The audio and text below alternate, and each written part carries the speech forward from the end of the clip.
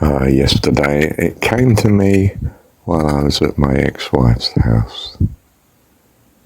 And she was out. I think I was sunbathing in the back garden on the deck. And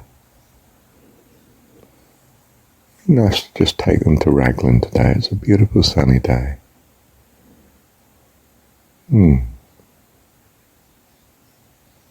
Perhaps I'll suggest it.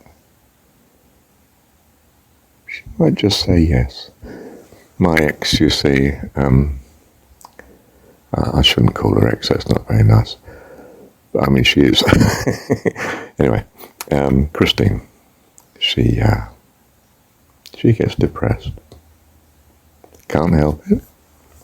Gosh, if she could help it, she would. Spends effort on seeking every solution. Counselling, acupuncture, yoga, the right music, you name it.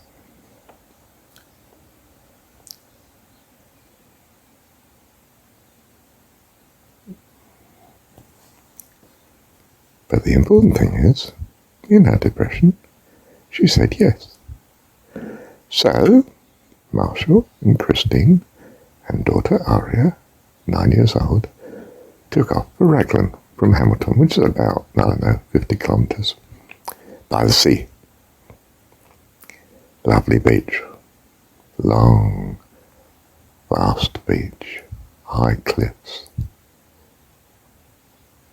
Not bare cliffs, cliffs with, covered in, bush vegetation, greenery anyway. Lovely, beautiful, massive walk, along the beach, the tide out and going further out.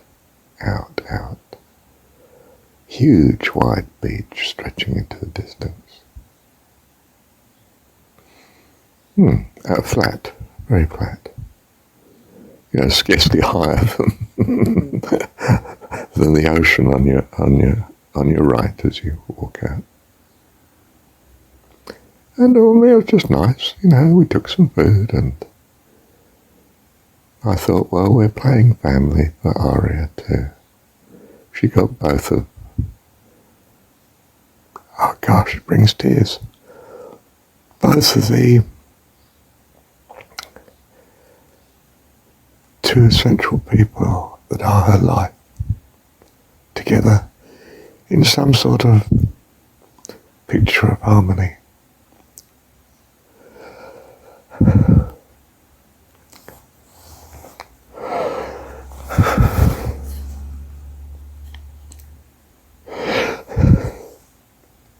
I should not be emotional.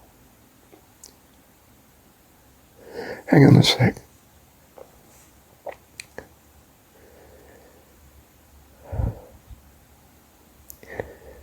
Well, anyway, it was a very good day. At some point, they were fiddling about in the water in the distance, and I'd got shoes on and they'd got bare feet, of course, and I'd circled round to where they could come from the sort of sand island that they were on with water around them, to where I was, and I got a phone call. Oh, no, that's right. I was not feeling well. I'd got a pain in my right eye. I know that sounds strange, but I think it was something to do with the glare or the brightness or the salt air or the fresh air. And I sat on the only big stone I could find that was not very high, and the phone rang in my pocket. So it was a couple I know, and they said, "We're next to your car, John 17 registration." They have a car that's got Jesus 1 registration, you see, so we're great friends. I don't see them that often, but lovely. Graham and Emma. And they got a couple of people they're blessing with them, a couple of girls. And I didn't know that at the time, just thought it was them. And so they walked towards where we were and finally found where we were. And we had a starfish that was, well, we thought was dead. And Graham reckoned suction strong. He's probably okay, and he's got a lot of moisture there. It's probably best if we don't move him. And of course I thought that anyway, whether he was dead or alive, I wasn't sure, And of course they turned up at the right time, and so we left the starfish where he is. And I think I might just use that picture here for this recording. But of course, Graham is so pleased to see me. Oh, what a lift that gave me. What a blessing. And he commiserated with me about my church throwing me out, of course, and, there's not the slightest hint in his character and presentation to me that he's blaming me in any way for anything. You see, he's come that you might have life. I'm his friend. He's got an opportunity to rescue his friend, so he does it. Bless him. And all his family, bless him. Where was I? Well, I guess that's where I was.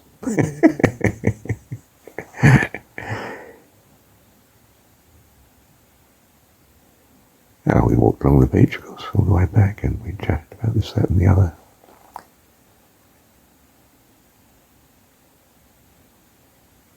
God rescued me. I'm not sure. Well, I drove, of course, Aria and Christine back to Hamilton. And we had a meal together. She made a meal. And I thought, goodness, it might be 7 years since we've had a family day like that together. She's still got her fella, of course, down in wherever it is, in Invercargill. But of course, it's no good down there, is it? If he had the fire and the sense that I had, well, he'd be up here, regardless of whether he had a contract down there or anything else. And he'd be up here.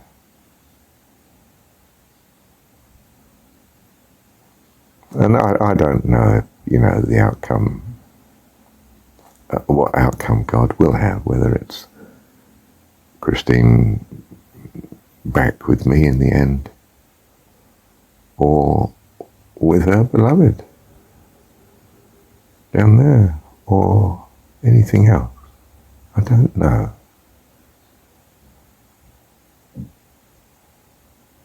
It's not of paramount importance to me.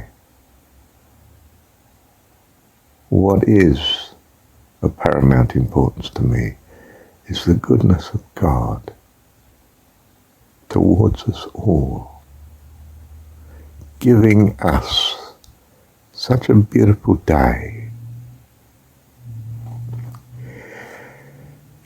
in a long period of time of great trial and difficulty and unhappiness.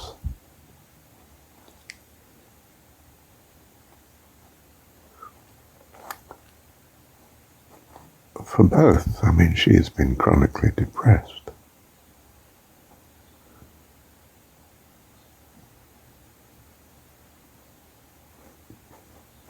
My daughter would be at her wit's end, but the innocence of youth and childhood. Goodness gracious.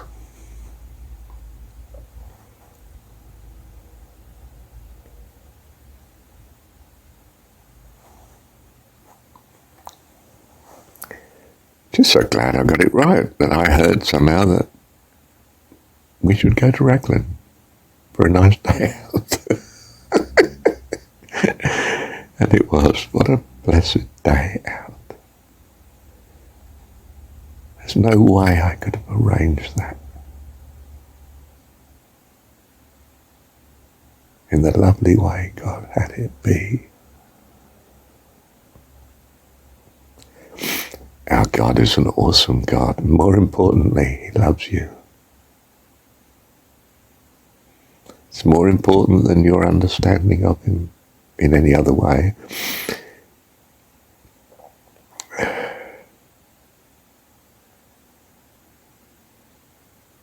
It's very important that He's powerful enough, probably all powerful, to do what He wills. But central to it all, the important thing is that your God loves you. How could He do it otherwise? He's your personification of what you value.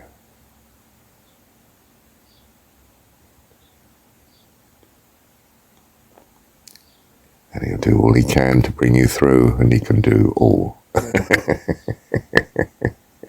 Because that's what you value. And God is an awesome God. He reigns from heaven above in wisdom, power, and love. Our God is an awesome God. So thank you, Heavenly Father, for such a lovely day. And here I am next morning at 7:03, laying in bed, talking to you. Bless you. Open our eyes, Lord, that we see Jesus, that we see the goodness of you, our Dad, in everything that you do. And really, God, I think it's you that does everything. Love you. Thank you, Dad. Listen to me, I have something important to say. We are emotional creatures. We are persons. And your God is a person of persons. He is more emotional than you can imagine. Way, way more.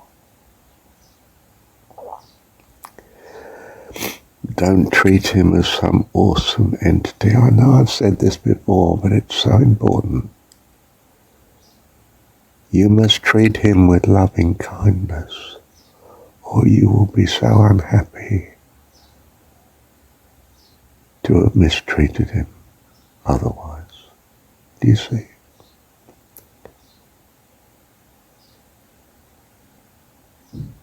You need to be kind to God. He's made himself need your appreciation. He's made himself vulnerable. Do not destroy your God. You know, they used to talk about the unforgivable sin. What they meant was, I think, that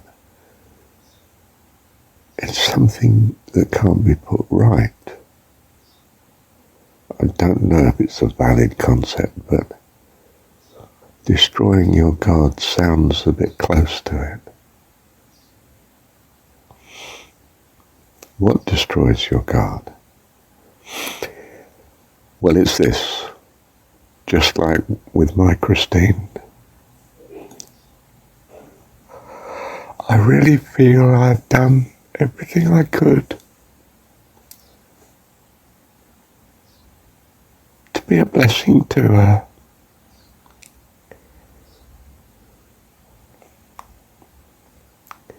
And if she doesn't appreciate it, she destroys the God that loved her. Marshall, I don't claim an arrogance in this way or some humility. I'm not interested in that. But when you destroy the person that wishes you nothing but good, you have nothing but depression left. Except somehow he rescues you. So he stays available for you to embrace that rescue.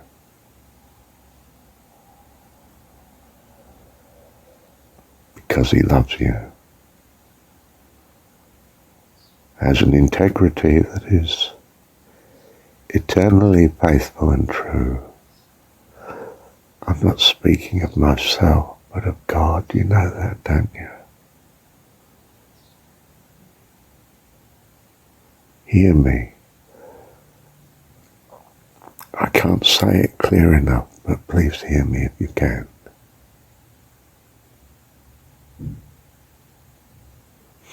Our God is integrity, faithfulness. He's like the tide. You cannot stop it. And if you hold it back for 1,000 years, when your civilization collapses, the tide will resume.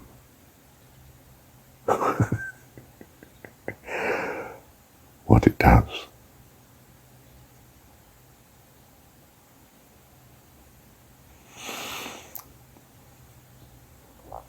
Oh,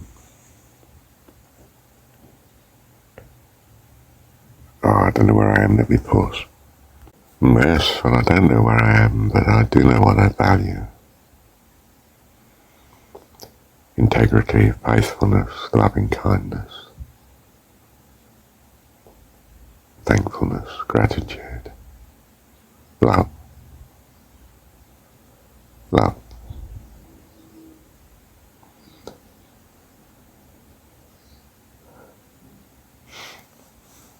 None of us can live up to these values. I mean, not in our childhood state anyway. But we trust that our God can handle that. And while we trust,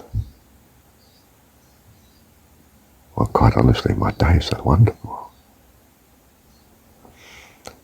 I've had so many consecutively lovely days. It's scarcely believable. Even in this universe of uncertainty.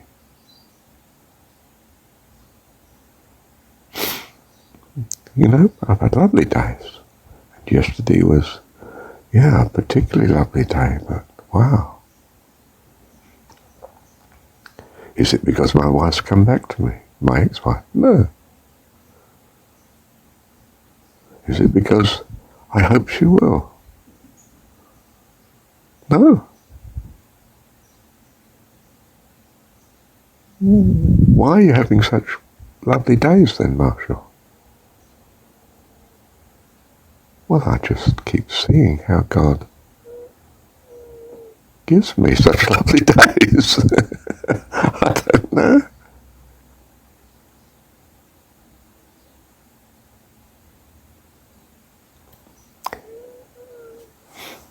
Look, I can't see it's anything I've done, and I can't quite see what it is that I'm doing, if that has anything to do with it. I don't think it does.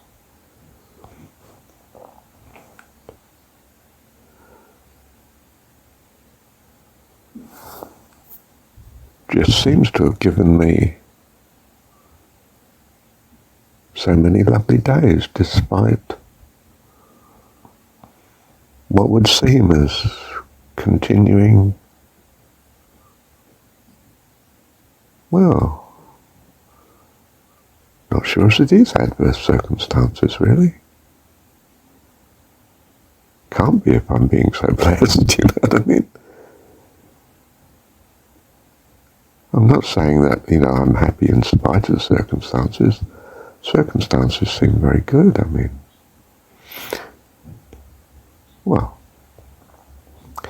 could paint a bad picture, you know.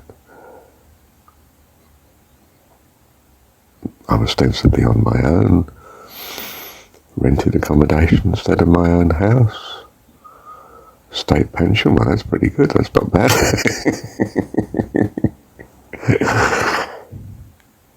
But some wonderful rented properties, as it turned out. They didn't necessarily seem it, some did, some didn't.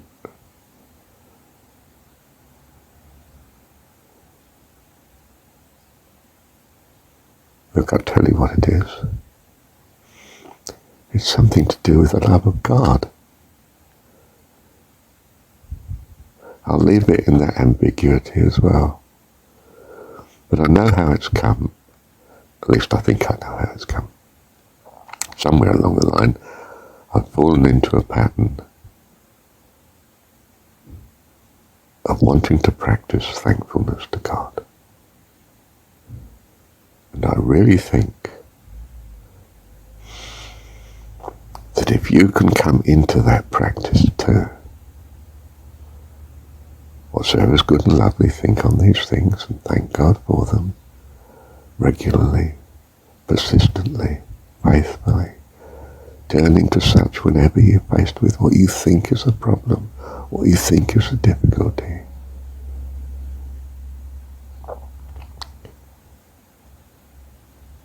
God comes to the party. He's there already, of course. He made the party and you in it. But you know what I mean. Somehow you feel so much of the goodness of God in your life. You're blessed, in a word. You feel so blessed. And you are blessed too. No question of it.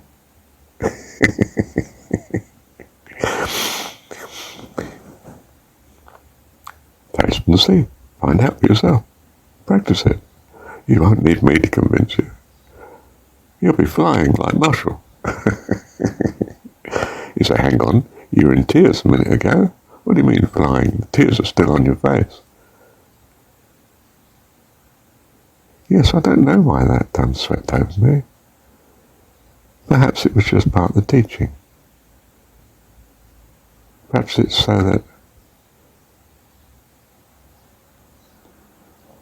there's the contact between us and you realise I'm not some magnificent guru or avatar or something like that. I'm the same as you. I'm in a world of uncertainty,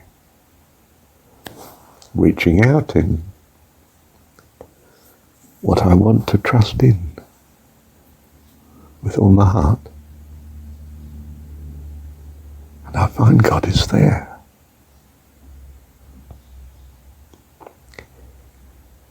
In a lovely way. Can't quite explain it. I just say it. And I say it to bless you, that you too experience this. Bless you. Lord bless you and keep you always in this joy and peace and hope and gratitude and love. The very heart of his embrace and loving kindness. May you ever abide in such with us all. Bless you. Thank you, Dad.